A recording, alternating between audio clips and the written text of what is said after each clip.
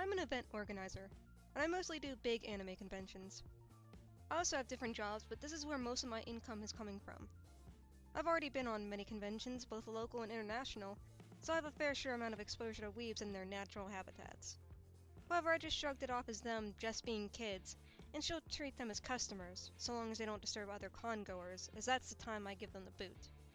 Just mid-December of last year, I was in the talks with a manager of a certain international cosplay celebrity to have this individual guest in our summer anime event. Although we settled to an agreement, she said she wanted to fly over to our country and check out the venue, get a good grip of the hotels and what they would be like. Take note that this is the first time our organization is having a client visit our country to check things out, months prior to the event. The regular clients we get usually settle on an agreement after we showcase videos of our event and give them the websites for possible hotels we could be booking for them. Since I've never given big clients as this one, at this point I was like, what the fuck, how did I get myself into this? What happens if I screw up? Nonetheless, I braced myself and decided to just YOLO it and agree on a date to her to visit. Fast forward a few days later, I picked up the manager at our airport. Seeing her for the first time, I was shocked that she looked way better in person than in pictures. Realizing I'm taking a 9 out of 10 for her on a mini tour, I already started shaking early on in the game. But I still mustered up all the confidence I have and even loaned some from Satan himself to avoid being awkward and show off as a really hip and rad organizer. So we went ahead and started the tour. I drive her around the city, checking out the venue, showcasing the good stuff.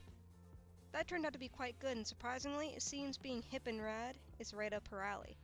She really disliked overly formal conversations and was really engaging when talking about the fun stuff. It was also kind of feels like a date, minus the cuddling and sweet talk.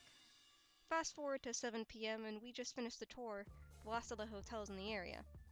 Seeing that we haven't taken dinner yet, I asked her what she would like to eat. She promptly said that she's craving some Japanese food. Since the closest one I know is in a mall a few minutes away, we decided to talk a bit more about the interesting stuff of her food and drinks there.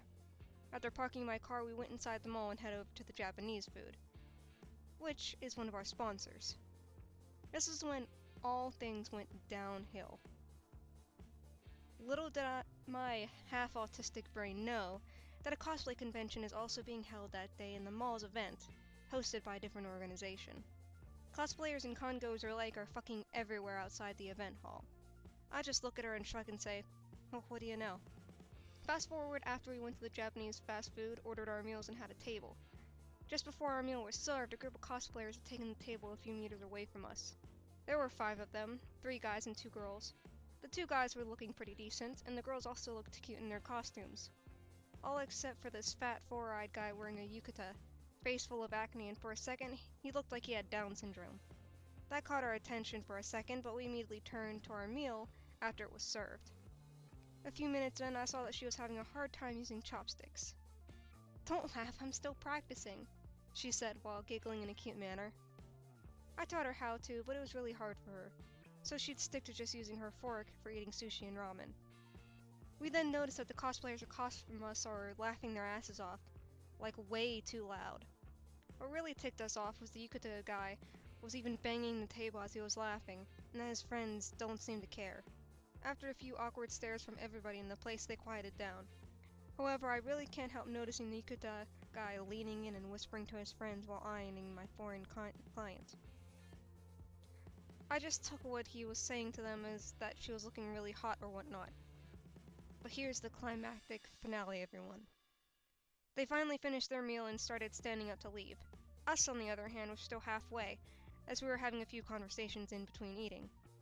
The group started walking out, but stopped just by the entrance. I noticed then that the yukata fat boy was strutting over to us. This got me really worried. He stopped right by our table, and by things satanic, shouted at my client with the exact words, "You don't eat sushi with a fork, you baka gajin." He then bowed and did a 180 turn and left. I know what you can probably imagine, what my client's face looked like after she had heard that. But can you guys imagine my face when this man shouted this sentence in an idiotic English manner, complete with particles of his saliva falling on my client's hair? We were stunned for a mere 30 seconds, looking at each other with my client's mouth half open. I don't know how to immediately respond. What's running in my mind on Half Minute was how I'm going to explain to my boss how we just lost our main guest. I apologized like a real peasant back there. I was just so ashamed, and that was probably the most embarrassing shit that will happen in my entire lifetime. She looked shocked, being treated like that on her first visit to our country. Fortunately, she didn't take it against me or our event, and said that she knows people like that exist, but didn't imagine she'd be dealing with one. Her cheerfulness was obviously swept away, and I know that that fucktard really ruined her day. I paid her a visit the next day at her hotel, and brought some homemade local delicacies. I even asked her out to watch Star Wars, which she happily accepted. Our celebrity cosplayer is still our main event to our upcoming summer event.